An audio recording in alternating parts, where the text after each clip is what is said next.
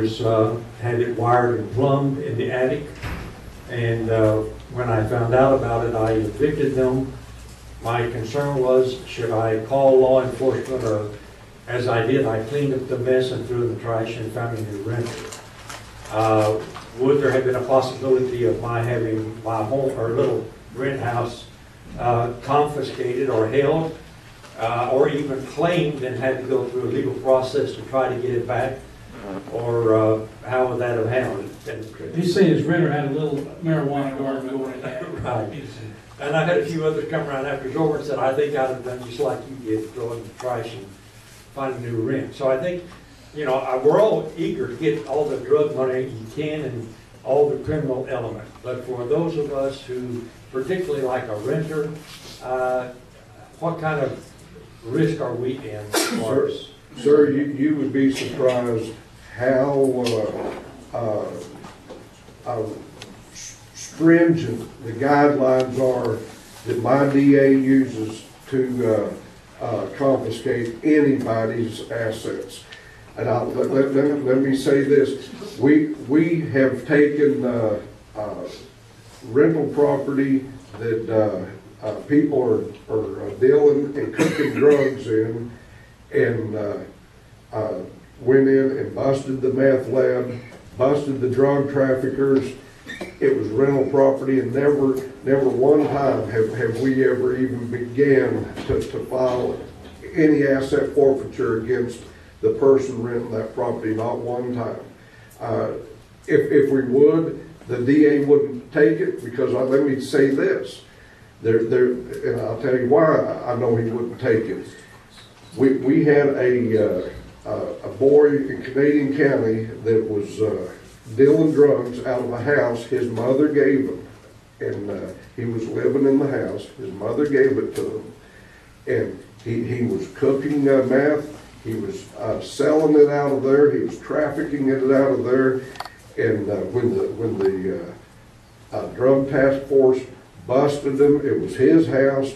We took it, and we were going to put it in asset forfeiture. The DA said the intent of the mother, when she gave him that house, was for him to live in it, not deal drugs.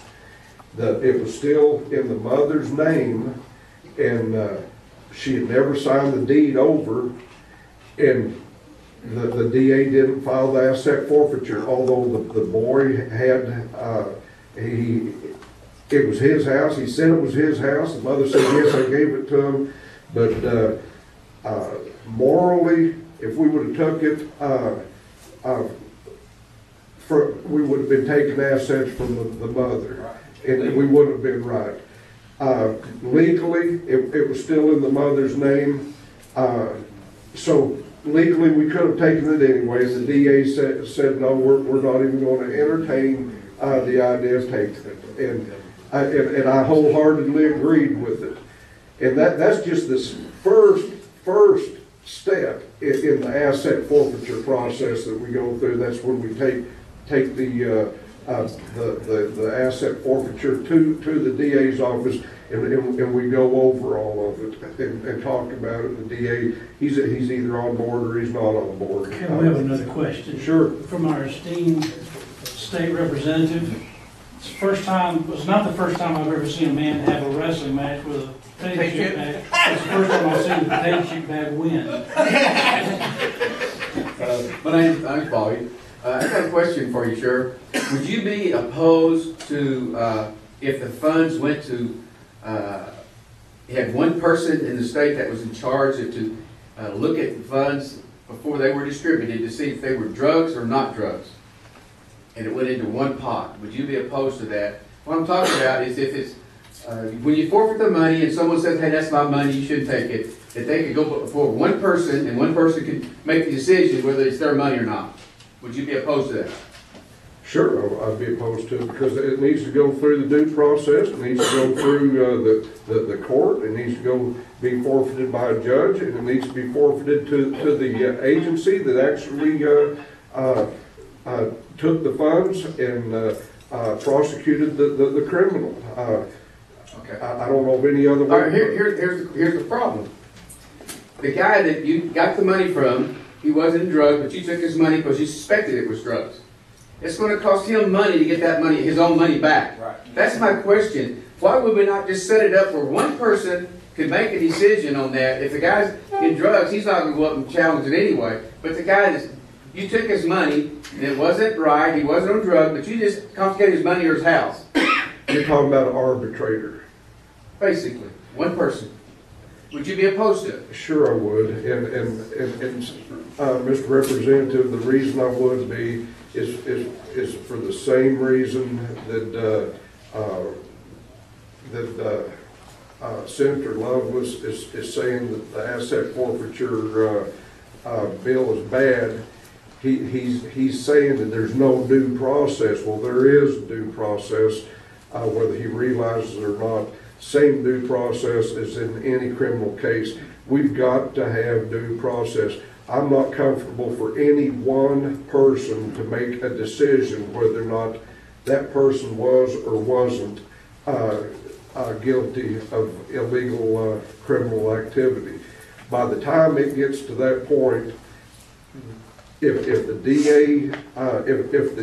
DA says that there's a sufficient amount of probable cause to take it to court, and the jury finds him guilty, or the judge signs off on the forfeiture, that's due process. I wouldn't ever be comfortable with one person having the power enough to say, yes, you can have your money back, or no, you can't have your money back. That's just too much power for one person to have. Okay, one more question, please. I'm Donna Fogg, and I live in the Edmond neighborhood, in the Copperfield neighborhood. I live right next door to the leased house that was the biggest drug bust in Edmond. That home is back into the hands of the property owners. They do have a lot of work to do in that house, but it was not confiscated because they are not involved with the drug. Question. That's what I'm saying. I'm just saying. Yes, ma'am, I agree with that. Yes, ma'am, I agree with that, and nor should it have been confiscated. These drug runners in human trafficking, pimps, I mean, they're pretty smart in terms of protecting their assets nowadays. They do it out of rental property. They do it out of rented cars now, and we never take the rented cars. Not one time have we ever taken a rented car from anybody. It goes back to Hertz or Allied or whoever's the rental agency is, and that's their purpose for renting homes and renting cars. They're protecting their assets. One more question from Bobby. Sheriff, I support you in getting the drug money. What I don't support is that person who's perfectly innocent having to pay money to get his own money back. That's what we've got to find a Question, please. find a way to do. So what do you think about that? Good call, buddy. Good save. My first reaction is by the time it gets through the different levels of critique done by law enforcement and the DA's office, and it gets to the point that it goes to court, the person's not just black and white, innocent or guilty. It's got to be decided by a court or in a court of law.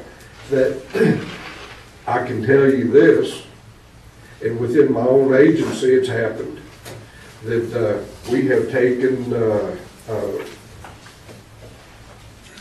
I can't remember the amount of the cash, it was like 23,000, something like that, from an individual that had a history of drugs, had they didn't have any possession of drugs on them at the time. They had a history, and they couldn't account for the money. The money was taken by law enforcement, given to the DA's office for them to make the determination, because in spite of what the senator says, we don't make that out on the road. We're not the judge and jury out on the road. And our DA, Paul Hess, ADA Paul Hess, said, you know, there's no direct proof this individual derived these funds from drugs. Yes, they have a drug history, but there's no direct proof, and they give the money back. That's the beauty of and it didn't cost the individual anything. It just, if the deputy doesn't know, and there's no way for the deputy to know, they have to make a reasonable assessment based on the physical evidence and both of the person and the vehicle. Then the DA looks at to make sure there's no question of whether or not that they could be innocent, and if so, they deferred on the side of the person and gives the money back. So there's checks and balances. We appreciate your time and Under Sheriff coming to our meeting. Thank you for sharing your time. We're over time now. We have some more questions, so I invite you. Can you guys stay for a couple of minutes? Sure. Okay, if you had questions that weren't asked, please see these guys after the meeting. Welcome to do it. And we thank you very much for being at High Noon today. All right. I want to thank y'all for allowing me to be here. I love this country. I love y'all. Thank you. Good afternoon.